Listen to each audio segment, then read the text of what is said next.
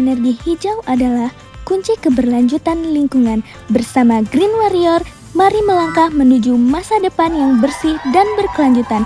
Selamat datang di Green Bus episode Green Energy.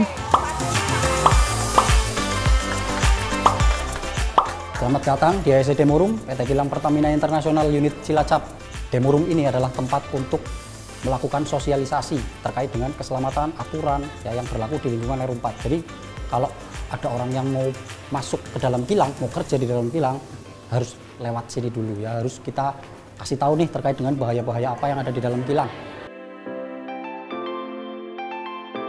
Izin, saya Ali Kurniawan. Siap. Ini mau bertanya tentang ini, cara penggunaannya gimana? Ini namanya gun monitor, jadi dipakai hidran ini buat nembak titik yang kebakar ya. Jadi ini bisa diarahkan nih ya.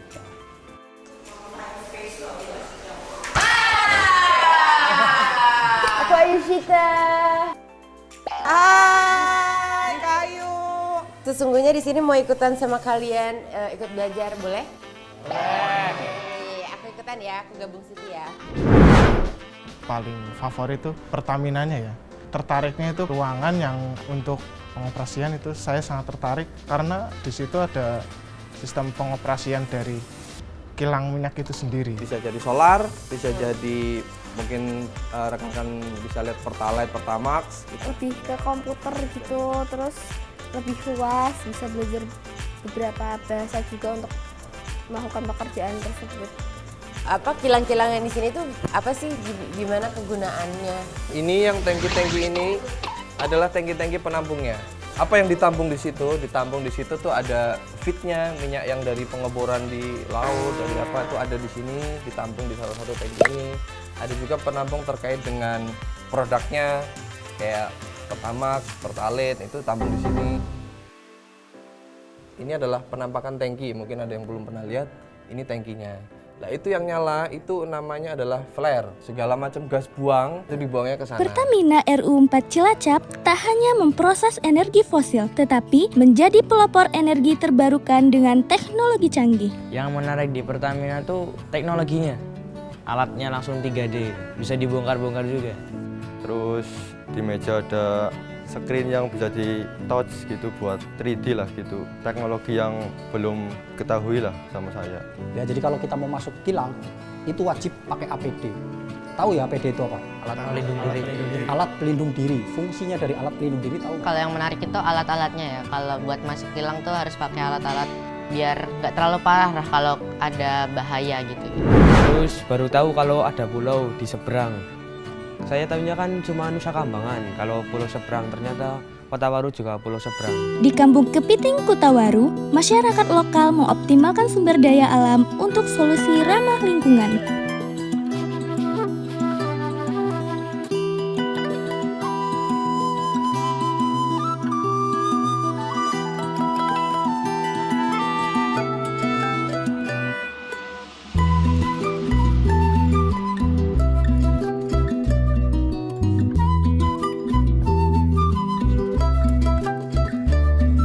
Hai Green Warriors! Selamat datang di Kampung Kepiting, Kotawaru. Adik-adik di sini sekarang udah ada Mas Anung. Mas Anung akan menemani adik-adik semuanya untuk belajar di sini tentang Green Energy. Tempat yang paling seru menurut saya itu di Kampung Kepiting, Kotawaru. Karena saya mendapat pengalaman baru yang tadinya saya tidak tahu dan tidak pernah menanam yang namanya tanaman mangrove. Saya jadi tahu. Jadi jenisnya kalau di sini itu namanya bako bandul. Ada 2 yang ada akarnya ini. Di situ belajar banyak hal, terus diajarin kan cara menanam, dikasih bibitnya, terus disuruh ambil tanah dari air payau, dimasukin ke polybag, terus bibitnya ditancepin doang. Pokoknya ini yang atas, ini yang bawah. Udah. Jadi saya tahu kayak misalnya ini fungsinya hutan mangrove kayak buat apa, terus juga bisa dijadikan wisata, dapat pelajaran dari Kotawaru itu katanya bisa menyerap karbon dioksida yang kita keluarkan ketika bernafas. Bisa menambah oksigen, bisa mencegah biar tidak terjadi banjir. Di situ kayak banyak budidaya gitu, kayak tentang ikan, kepiting, udang. Jadi kayak kita tahu Di situ cara-caranya gimana. Kalau yang di laut itu kan ada jenis rajungan. Ini memang kepiting jenis bakau. Di sini ada juga tertera tentang kepiting yang jantan. Ya kemarin kan dijelasin itu cara-cara budidaya kepiting tulang lunak. Nanti ketika udah 2 minggu bahkan 1 bulan dikasih makan ikan ruca, dia akan ganti kulit. Unik aja membudidayakan kepiting yang cangkangnya lunak. Karena saat pergantian cangkang kepiting, mereka membiarkan agar cangkangnya tidak langsung mengeras, dipindahkan ke air tawar, bukan air payau lagi. Juga tahu PLTS tenaga surya kan sama air. Jadi memang ini digunakan untuk menyerap matahari langsung. Jadi memang harus terbuka.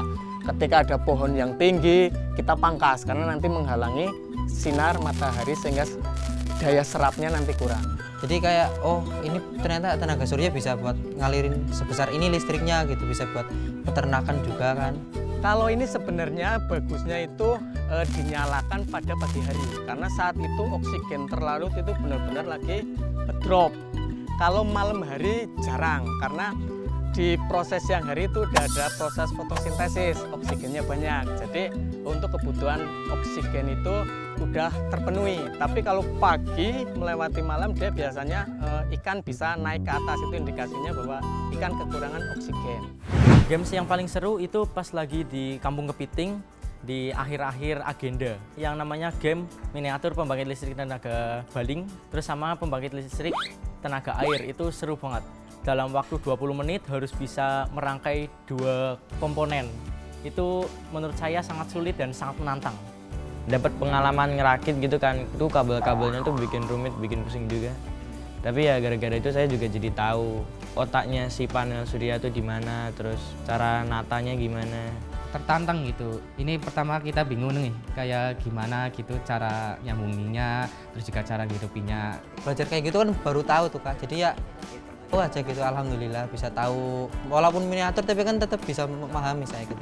Awalnya kan belum tahu merakit miniatur itu, jadi tahu belajar banyak gitu. Oke, waktu habis, diangkat semua tangannya. Angkat tangannya. Ini tenaga air itu biasanya digerakkan oleh air untuk menjadikan listrik ke listrik ya. Biasanya di bendungan atau air terjun ya. Manfaatnya mengurangi emisi karbon dan tidak bergantung dengan fosil. Serunya itu dapat poin, terus ada penjualan sampah, terus daur ulang, terus masukin ke bak sampah. Nah itu permainannya itu seperti botol-botol kaca, plastik itu harus didaur ulang dulu baru bisa dijual. Seperti makanan yang udah busuk seperti keju busuk, nasi bekas itu harusnya itu dibuang buat membuat pupuk. Kalau botol-botol kaca itu diproses itu baru bisa dijual.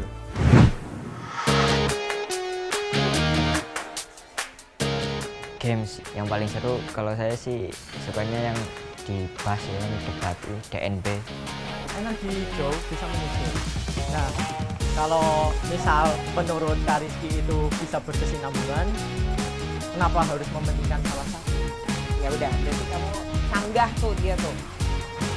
Menurut tim saya, ekonomi itu lebih penting karena energi hijau bisa dipakai besok-besok. Karena kalau energi hijau dipakai terus-menerus bisa habis. Kan kayak kata Kak Ciko, kalau misal kita menunda-nunda buat energi hijau, kayak misal katanya batu bara itu bisa menghilang, ya nggak mungkin kayak hilang atau habis kalau nggak kalau sama kita nggak diambilin. Nah dari kamu gimana? Ayo, ya, silakan. Batu bara itu akan habis karena untuk menjadikan bahan bakar dan bahan bakar itu pun digunakan setiap hari seperti yang Anda lihat di samping-samping ini, sepeda motor, mobil, bis atau yang lainnya. Kan temanya kan green energy dan ekonomi ya di Indonesia. Nah, saya itu mendapatkan di tengah-tengah, jadi tidak berat sebelah gitu. Kelompok saya mendapatkan bagian kelompok netral. Saya menetralkan saja. Oke, energi hijau juga dapat berpengaruh dalam perekonomian Indonesia.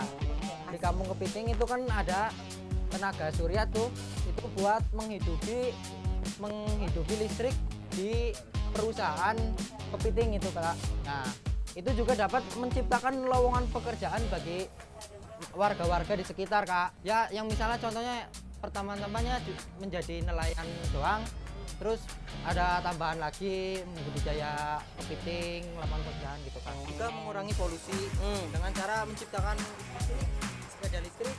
Oke, tepuk tangan dulu buat Jika. Materinya untuk Indonesia itu lebih penting mengutamakan energi dulu atau ekonominya dulu. Karena kalau cuma memfokuskan energi hijau tetapi SDM-nya belum berkualitas, itu masih saja belum bisa menjalankan atau mengelola energi hijau dengan baik. Nah, agar negara berkembang itu menjadi negara maju itu harus diseimbangin antara energi hijau sama ekonomi. Jadi kalau mau mentingin salah satu yuk ada yang anjlok gitu, Kak. Oke. Tetapi kalau kita menggunakan teknologi itu kita bisa mengelola alam dari sekitar kita. Harapan saya program ini terus dilanjutkan karena merealisasikan generasi emas 2045 agar anak-anak muda sekarang itu ikut berkontribusi dalam upaya energi hijau ini.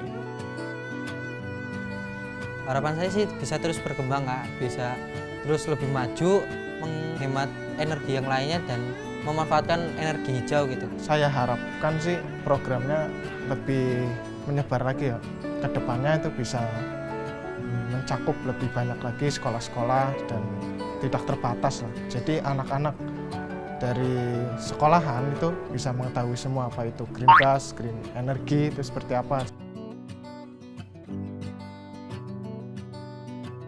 Kita juga terus mengikuti program Green Energy ini supaya di tahun 2045 kita bisa tercapai generasi emas.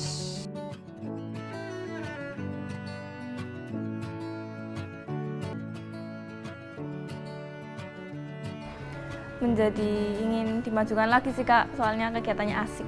Programnya bisa berlanjut dan semakin maju, semakin banyak yang mengikuti. Membantu masyarakat biar manusia itu tahu. Asik sih, Kak, seru di sini. Bagus sih, Kak, nggak mengecewakan. Green Bus lebih baik lah ke depannya. Saya kegiatannya interaktif banget, terus kayak benar-benar bisa mengekspresikan diri, bisa nyari identitas diri dari kegiatan ini.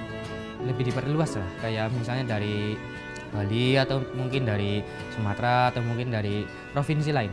Harapannya sih tahun depan ada lagi. Kampung ini menjadi bukti nyata bahwa inovasi sederhana dapat menciptakan kemandirian energi. Pesan kami dari Pertamina, adik-adik dapat mengambil ilmu semua dan juga bisa disebarkan kepada teman-teman bagaimana semangat untuk tetap menjaga lingkungan. Karena adik-adik ini adalah agent of change yang akan menjadi pelopor lingkungan di tempatnya masing-masing. Satu kata untuk Green Bus, sukses selalu dan terus maju. Seru. Hebat. Mantap. Keren, Kak. Keren sih. Tetap jaya untuk kedepannya. Nggak boleh berhenti pokoknya. Dari episode ini, kita belajar langkah kecil menuju energi bersih membawa suatu perubahan besar. Sampai jumpa di episode berikutnya ya Green Warrior. Green Warriors pasti bisa. Pertamina.